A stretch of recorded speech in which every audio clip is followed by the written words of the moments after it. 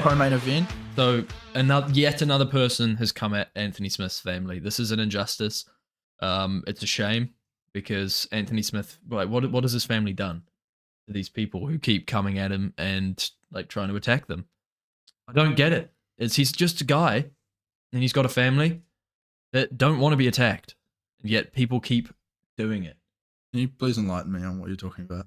So, for those who don't know, Anthony Smith became a little bit of a meme after his fight with Johnny Walker. He was kind of a meme before that in some certain ways with some of the weird stuff he'd say about like John Jones isn't that good. Yeah. Like, if you, oh, that's right. Yeah. If you pick apart all of John Jones's skills, he's not that good. Yeah. It's when he puts it all together in mixed martial arts. Yeah. That's when he's really good. Whatever, Anthony. His jiu-jitsu, his wrestling, his striking, they're all better than yours anyways if you take them. You know. But you take their fight into account. Yeah, exactly. Right. But if they just block, no, just quickly, yeah. So if you take their fight into account, John Jones was deducted 2 points. It went to a decision, and he still won. So that kind of shows the completeness. Anyway, yeah. So whatever. Yeah, and he beat you on the feet and on the ground, Anthony. and we're listening. It's okay. We understand. But this most recent controversy was in his fight against Johnny Walker, which he got dominated in. He came out and said something in the fight like, "You talk shit about my family," and Johnny Walker's just like, "What? Like what?" Because he was being real like aggressive, aggro towards him. He wouldn't shake his hand. He was like staring him down, like mean mugging Johnny Walker, of all people. That's not like, you know. And Johnny's then a jokester. He comes out in the fight, and he literally in the middle of the fight, he says, "You were talking shit about my family," something like that. I can't let you do that. So he's just trying to fire himself up. I think so, basically. Right. Yeah. Okay. We can try and find the video if you'd like to watch it. Yeah, have a look for that. But I saw something in one of these press kind of rooms this week. Something that he said. He was talking about how he's still making his way towards a title, and I swear every single interview, someone brings up John Jones, and Anthony Smith has to talk about John Jones, and then he always starts it with, "You guys know what my thoughts are on John Jones." It's like, oh shit! Sorry. It's okay. Oh yeah, I have seen this. I'll show it to the people, to the good people at home. What? All right, watch this, guys.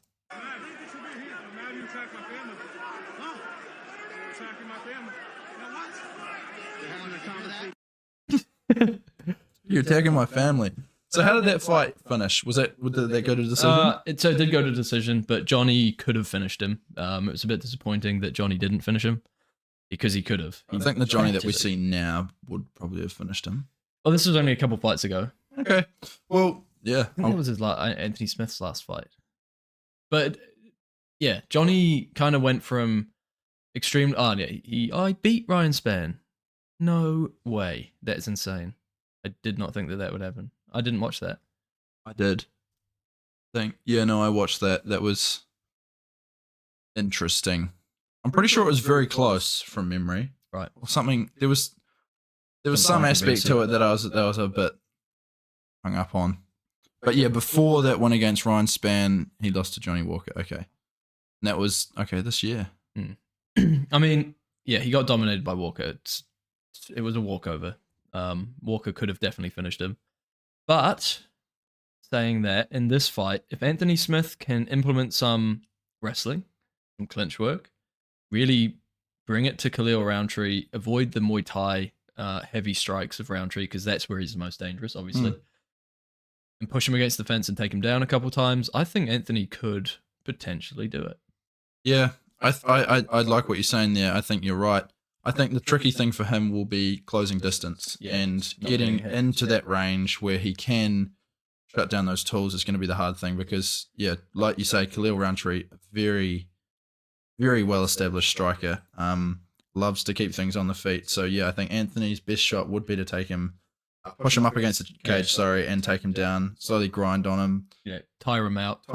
And Khalil's one of those fast twitch guys. He's not like a long-lasting guy. He wants to finish you in the first, second round. But Anthony can go all 5 rounds. He's not going to struggle for cardio. Good thing it's 3. So, yeah, I think if Anthony Smith is to win this, I think it would be by decision. Yeah, and grinding him out. But if Khalil wins, it's a knockout. If I want Smith Khalil to win. wins, yeah. Look, I quite like Anthony Smith because I feel kind of sorry for him. you keep doing this, right? You keep doing this. You did this with Ian Gary, and now you're doing it with Anthony Smith. You in one episode you're like bagging them, and you Look, like I'll bag him. yeah. But then the next one you go, I'll teabag him. I feel so bad for this guy. It's like, well, It's 'cause I've how do got- you really feel? Because I'm sitting over here bagging people 24/7, No, you're and not. you, well, Pussyfooting around. You're like, oh, we don't want to say that about Luke Rockhold. what about no? You called Luke Rockhold pretty. You did. Did I? You called him pretty. and you called him dumb. And I called him dumb, yeah. And you were like, "Oh, I'm sorry, Luke. No, I Ooh, still I think really he's like pretty, you, though. pretty Luke. Kiss He is me, Luke." pretty. He's a pretty boy. He wants to kiss Luke Rockhold. No, so this is my stance on it, right? I'm looking at it from multiple angles. Anthony Smith, he's a good guy, he's a family guy, but he's got a bit of CTE. He's a bit deluded. And I feel bad for him because he's a nice guy. Like, he is actually a cool guy. Like, he's a nice guy, but he's just got delusion riddled in his brain. Yeah. Right up here, he's got delusion. Yeah. And delusion is hard to get rid of. know. John Jones, we thought, maybe. I don't know. Tricky, man. It's tricky. I find it's hard to tricky. judge these people based on what you see in the press because, yeah, he acts like this nice guy and stuff like that, but then he goes and does these weird things and he says these weird things about people. It's like he's trying to be a dickhead. Like, an idiot. Yeah, I don't get it. I think there's like some part of it is there's someone that is trying to put out to the media and like the world that sees him without knowing him. Do you know what I mean? That isn't him at all. And so that every now and then when he says one of these things like John Jones isn't that good, or when he says like it actually shows kind of I don't know. It's I tricky. know what you're trying to mean. But yeah. I don't see him beating Khalil Rountree. No, neither do That's- I. Yeah. I mean, he managed to beat Ryan Spann by decision, yeah, which that's is decent. yeah. If he can make it through the first round and not get clipped, And you've got to think Khalil Rountree used to be a middleweight, and he's now a heavyweight. So that's something. Yeah. I don't think he's doing it heavyweight for too long. I could be embarrassing Light myself heavyweight. here. Light heavyweight, sorry. Back in 2022. Yeah, Justin Jacoby. No, he's a light heavyweight. Carl Robinson. Okay, maybe he's always been a light heavyweight. I swear he used to be a middleweight, man. he's been around for a while, so Okay, it's not looking it good. looks like he was always a light heavy. For some reason, I think things sometimes. Yeah, that must hurt. It does. I try not to. I drown out the thoughts. I have different methods I of doing that. drown children. I have different methods of doing that too. But yeah. What other fights have we got on this card? I mean, those two I'm gonna say are definitely the main ones that most people will. They are the top two recognize. fights. Yeah, thanks.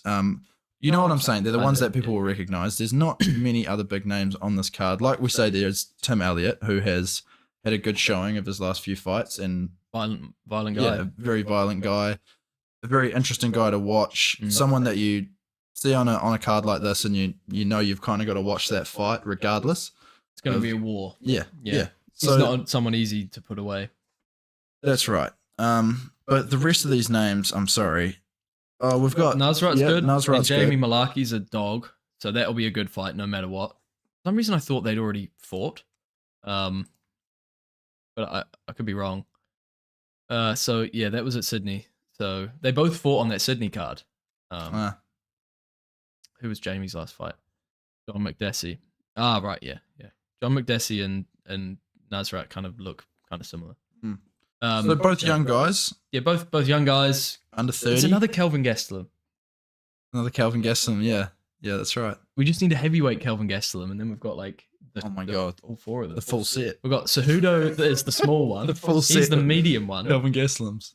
Kelvin's the big to medium one, and then we Mm. just need a heavyweight Kelvin. Got to catch them all. That'll be a good fight though. That's a potential fight of the night, potential war. I see Nasrat winning by decision, outstriking him, being more technical. And I don't know what you think about this one. To be honest, I have I know Nasrat's name more than I know this Jamie Malaki guy.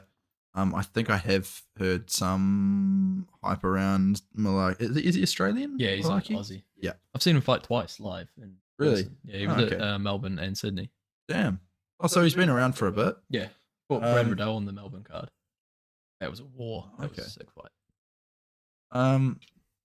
Yeah, it's a tricky one. They're both guys that have had a few losses, but they've had more wins. Mm. Malaki slightly more experienced, but yeah, Nasrat making the bigger waves at the moment. I'm gonna have to say it's Has Parat. I believe it's gonna be the pick going down on my verdict card. Yeah, I'm gonna say Possibly. decision personally. I'm gonna have a look. I'm gonna have a look into this Jamie Malaki guy. I'm gonna watch a couple He's good, things. man. He's good. Let's have a wee. Because that is the peek fight into that this I think I'm gonna have a close eye on. Yeah, honestly, More this than this any is this is a banger waiting to happen. This is like a Kinder egg.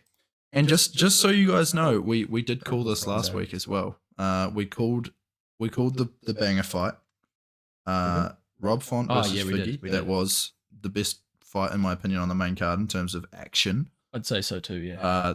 The other two were just stopped too quickly in terms of like yeah. good stoppage. Well, not good stoppages, but they were both early stoppages. They were like both relatively easy, Mm. but it was a dominant showing from the person who won. But yeah, Rob Font and Figgy stood up to what we said. So So keep an eye on this fight. Nasrat Jamie versus Jamie. Malaki versus Nasrat Azparat. I think that's enough on this fight night. Well, we'll just have a quick review. We've got Park Jung Young, who's been looking good. Andre Muniz is a guy who's always hanging around the just below contendership. He obviously lost to Paul Craig in his previous fight, and he's obviously also lost to Paul Allen. Brendan Allen, sorry. Uriah Hall, he beat, which is quite impressive. That is impressive. Yeah, it's pretty impressive, eh? Eric Anders, he's always a tough fight, and he's done well. So he beat, right? Yeah, he's looking. I think. Yeah. Oh, this is a tough one to pick. I do remember this guy, and he's been doing well. Like I know he's been impressive because I remember the bald Asian Young big you're guy. talking about. Yeah. Yeah, he's on a streak and a half. He won 2 in 2022. And he's already won 2 in 2023. Okay. This is going to be a good fight, for sure. 100%. They're both on real good winning streaks. Well, no, sorry. Muniz has lost his last couple, but before that, he was beating top guys. Yeah. So he's fallen off a bit. Muniz has shown that he can hang. He can hang with the best. Mm. In terms of like someone like Uriah Hall, and he's gone there and fought Paul Craig and these other guys who are well tested, whereas Jun Yong has not been tested like that just not in yet. the same way, but he's also on a streak. That's right. So he's going to go in confident. Muniz is going to go in with a fire under his belly. Yeah. So I like this. I like this. There's going to be an early finish in this one, I think. I reckon. Yeah. I reckon you're right. There's a lot of finishes in this. If not, then it's going to be ground out like big war. Filthy. See what I mean? You know? Good card. Yeah, That's good card. I agree with you. I think I'm going to tip Park Jun Yong just on the fact that his form is much better than Andre Muniz. Don't get me wrong, Muniz could get a finish or could get the win if he's willing to go in there and fight, which he is. Well, yeah, he signed the contract, so He you'd did. hope so He that did. he's willing Hopefully to he's go in willing. there and fight. If not, it's going to be kind of weird. But I'm going to say Park Jun Yong by first round submission. Nice. I'm going to say submission because he's got a couple of submissions. His last 2 fights have been submission wins. And I do remember him being pretty dominant on the ground. Last 3 fights. So, Wow. round 1 submission, Park Jun Yong. What are you thinking? I'm thinking it's going to be a good fight. I'm not going to call it. Okay. I'll run my picks, Right. and they'll be on our Instagram, and people can go and have a look there. Sounds good. But One more. There is one more. I just wanted to quickly look at this guy's record. I predict a decision war. This is going to be a war. Decision victory for Modarji. sorry, these $6,500 lights are hurting my eyes. Yeah, they're fucking expensive, eh?